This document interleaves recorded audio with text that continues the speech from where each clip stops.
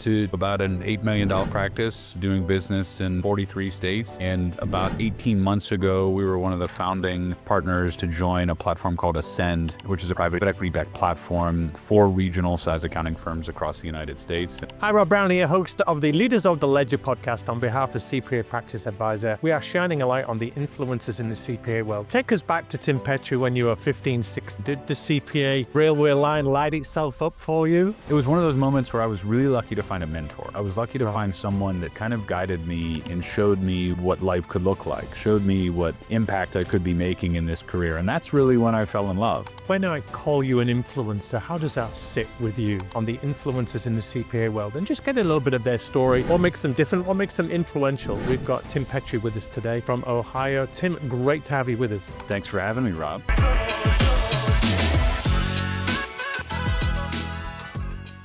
Hi, Rob Brown here, host of the Leaders of the Ledger podcast. On behalf of CPA Practice Advisor, we are shining a light on the influencers in the CPA world and just get a little bit of their story. What makes them different? What makes them influential? We've got Tim Petrey with us today from Ohio. Tim, great to have you with us. Thanks for having me, Rob. Tim, for people that haven't come across you and you are being more influential, tell us a bit about your journey to where you are. Yeah, so I had an interesting journey to get to where I am today. Started at our firm as our receptionist, answering the phones for a very small practice. And, took over as a managing partner of our practice when I was about 25 years old and have since led our firm. Young. Yeah, it was terrifying to say the least. And then have since grown our firm to about an $8 million practice doing business in 43 states. And about 18 months ago, we were one of the founding partners to join a platform called Ascend, which is a private equity-backed platform for regional size accounting firms across the United States. And that business has grown in unimaginable ways in a very short period of time. I was just talking to Maureen Dillmore recently, who was at Ascend, and they have a really good team there. Stephen Hoffman runs one of the firms. So, yeah, fantastic outfit.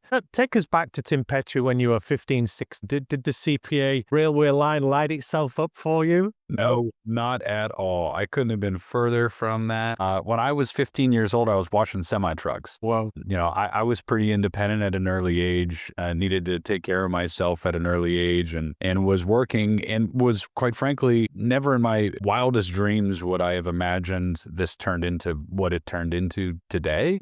At that time, I just wanted to survive. I wanted a job. I wanted something that was safe. I wanted to be able to provide for myself and an eventual family. And when I went to school for accounting, I went for general business school eventually. And, I took an accounting class like most people's accounting stories. And I was like, I didn't hate it. I was surprisingly decent at it, or it made sense to me. And then like anything, I just went around and I talked to other people that were in the space, that were in the industry. And, I had a lot of connection to small business over the course of my upbringing. So it was just something that eventually just made sense to me and aligned. But if you would have asked me in college when I was studying accounting what my expectation was, it certainly wouldn't have been the quality of life that I currently have today. It would have been, I have a job and I'm safe and I'm providing for my family, nowhere near the level of impact and the potential that it has today. We'll come into that, because it is important that we shine a light on the brand of accounting as a career choice. But did you ease into accounting as a career like a warm bath, or was there a seminal moment where you thought, wow, and a light came on and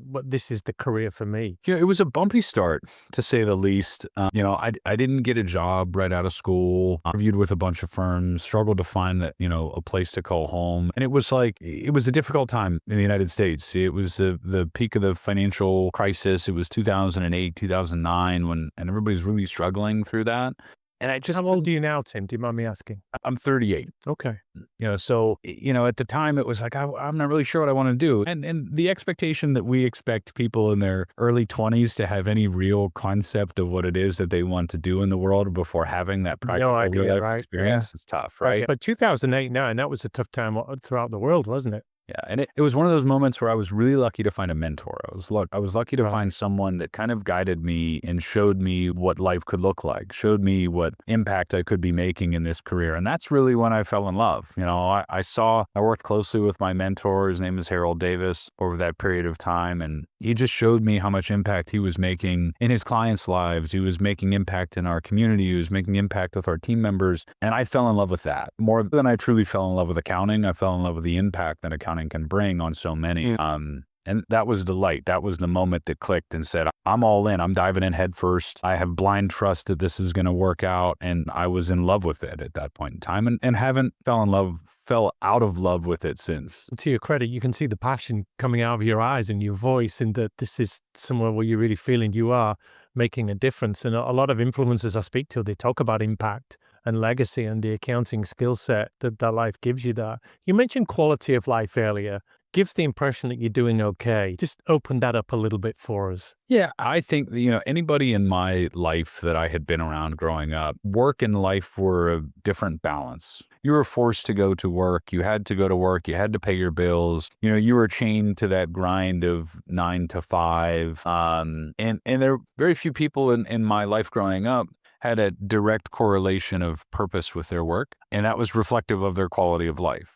So, financially, I'm doing just fine at this stage in my life. But more importantly, I feel like I genuinely have a purpose when I go to work every day. And I know that that's something that so very few people can say, and such a small percentage of our population can truly be in that position to say that on a regular basis. Yeah. When I call you an influencer, how does that sit with you? It feels very weird, Rob.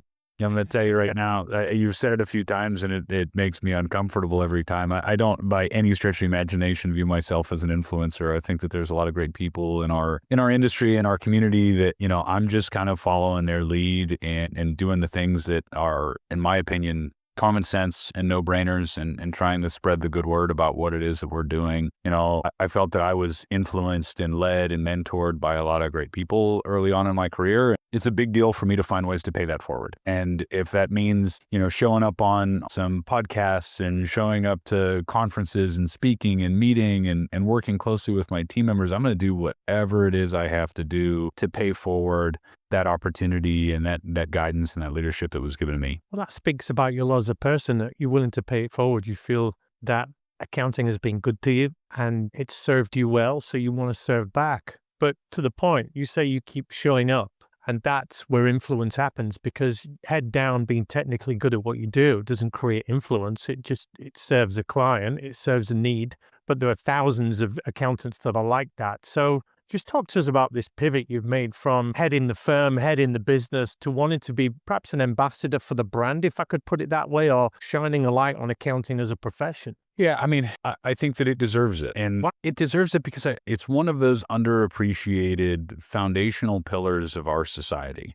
I grew up with family business. My aunt and uncle that raised me owned a motorcycle business here in Youngstown, Ohio for 45 years. And he came out of the military with one of his friends and started this business. And I watched the level of effort that he put into that business. I watched, the 7 days a week. I watched, all of the pressures of the world on his shoulders over that period of time, and just how lonely being a business owner is, and how difficult it is to carry that burden on your shoulders every single day. You have your employees that are relying on you. You're sponsoring the baseball teams and the sports teams, and you're involved in your community, and the resources that are available to those businesses are just not that great, and historically have not been that great. I think that that's changing. And I think that there are people like myself, and there are people that are very active in the, small to medium-sized business realm that can make a big impact on people's lives and businesses, and in doing it via the vehicle that is accounting.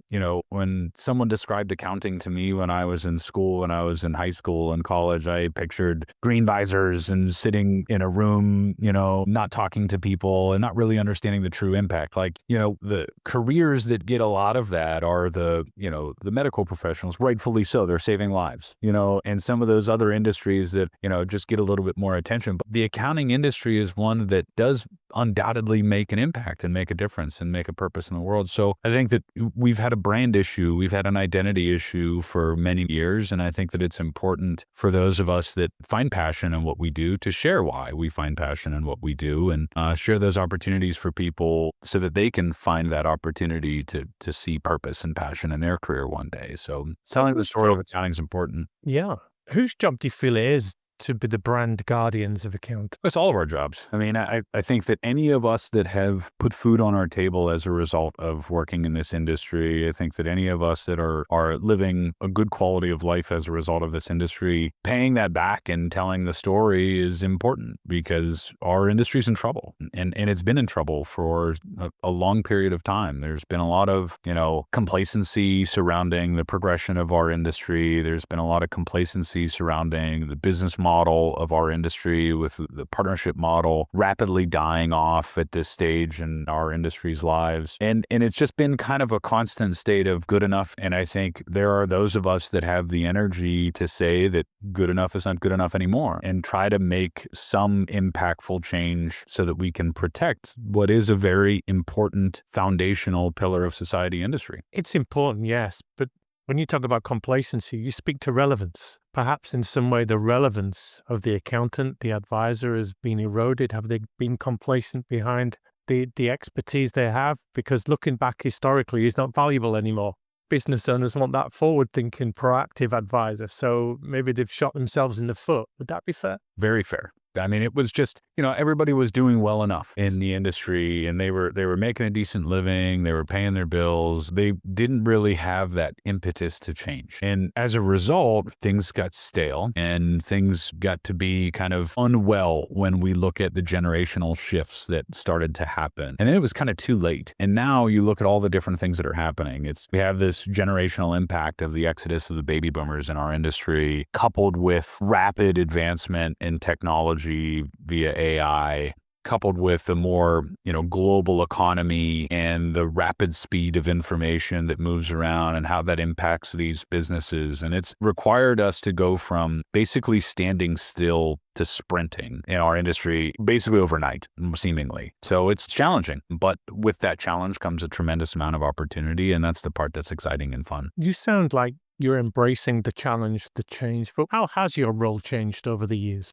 Every day my job is different, and every day I'm realizing I'm doing something that I've never done before, which is very difficult to embrace that. And it's taken some time for me to get used to that. But I say that because, our firm has grown tremendously in a relatively short period of time, not just via financial metrics and revenue and headcount and those things, but grown in terms of the way that we operate, grown in terms of how efficient we are, grown in terms of the leveraging of technology and AI. And with that, every day comes with a different set of things that you need to be attentive to. And it's not just problems. It's not just the challenges. It's, embracing the opportunities that come along with that too. And just, being prepared and open-minded for that. I have found the best way to deal with that and the best way to be the best version of myself at my job is by relying upon the community that we have. I was just explaining this to someone last week. I was at a really great conference in California with our friends at Carbon. And I was explaining to someone that I sat down with. It was a friend on LinkedIn.